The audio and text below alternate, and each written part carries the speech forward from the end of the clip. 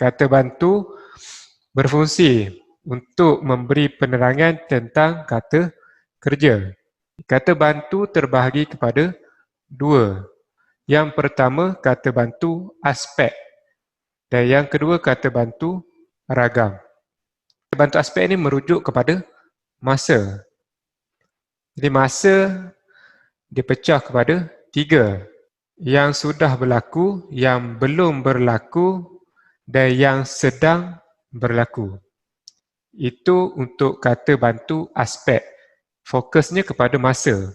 Kata bantu ragam. Kata bantu ragam ni menunjukkan keinginan. Contohnya ada perkataan perlu, hendak, harus, mesti, boleh, dapat. Iaitu contoh kata bantu ragam. Untuk tahu kata kerja, kita boleh uji dengan menggunakan kata bantu. Contoh kata bantu aspek. Akan, belum, sudah, telah, pernah, masih dan juga sedang. Contoh yang pertama, perbuatan yang belum dilakukan. Contoh ayat yang pertama. Ayat yang pertama, Cikgu Wan Mariam akan ke Pulau Langkawi esok, kata guru besar. Okay, tengok perkataan esok. Esok ni maknanya belum berlaku lagi. Jadi kita guna akan. Nombor dua, Puan Hanisah belum menjahit baju sutera itu lagi. Yang kedua, perbuatan yang sudah dilakukan. Contohnya, sudah, telah ataupun pernah. Contoh ayat. 1.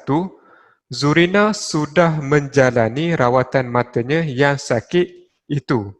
Okay, nombor 2. Kereta yang terlibat dalam pelanggaran itu telah ditunda. Okay, nombor 3. Kamal Azhar pernah memenangi pertandingan deklamasi sajak pada tahun lepas.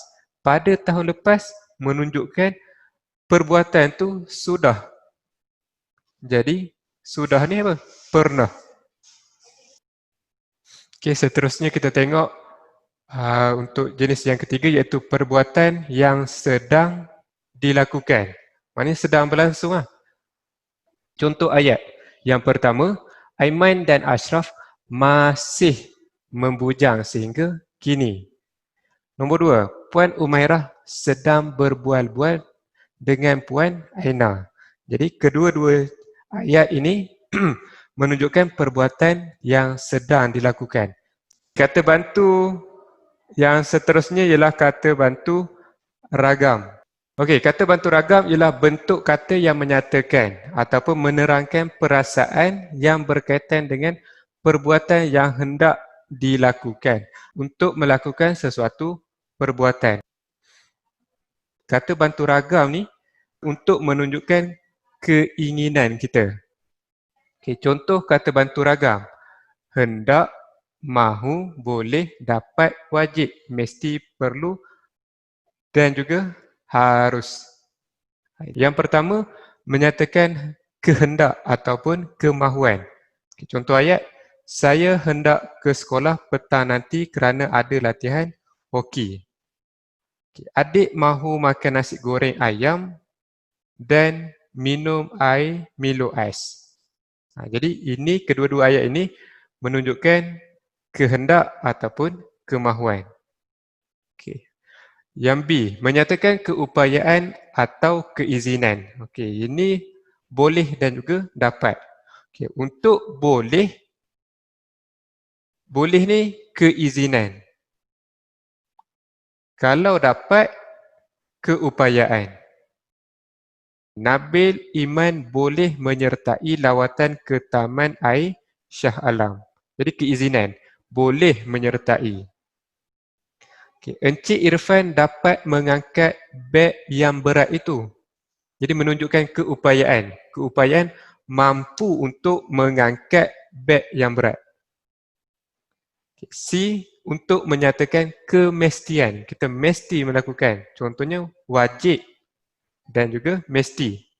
Okay. Pelbagai janji manis yang dibuat wajib ditunaikan olehnya. Jadi, mesti ditunaikan. Yang kedua, Encik Afiq mesti pergi ke Hospital Besar Kuala Lumpur pagi esok. D. Untuk menyatakan keperluan. Ayat yang pertama, kereta ayah saya perlu diperiksa pada setiap 3 bulan. Jadi ini menyatakan keperluan. Kereta tu perlu diperiksa setiap 3 bulan sekali. Nombor 2, ayah harus bersedia agar tidak tewas dalam perlawanan itu nanti. Jadi keperluan, harus bersedia supaya tidak kalah dalam perlawanan tersebut.